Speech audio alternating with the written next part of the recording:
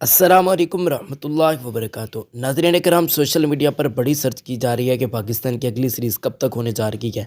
बहुत ज़्यादा लोग ऐसे सर्च करते हैं पाकिस्तान नेक्स्ट सीरीज़ जनवरी, इस टाइप का कुछ लिख देते हैं, जिसकी वजह से उन्हें कुछ ऐसा सर्च देखने को मिलता है।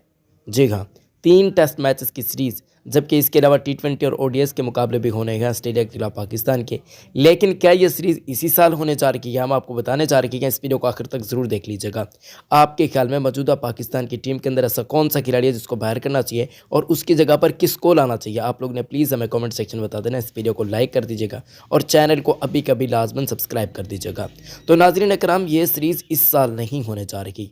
गो के जनवरी में सीरीज़ होगी, लेकिन इस साल जनवरी के अंदर नहीं होने जा रही, बल्कि अगले साल पाकिस्तान ने ऑस्ट्रेलिया का बेसिकली दौरा भी करना है और पाकिस्तान ने 3 टेस्ट मैचेस की सीरीज़ भी खेलनी है।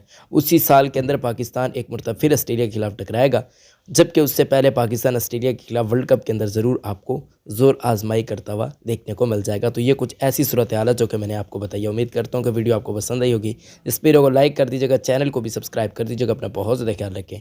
अल्लाह हाफ़िज़।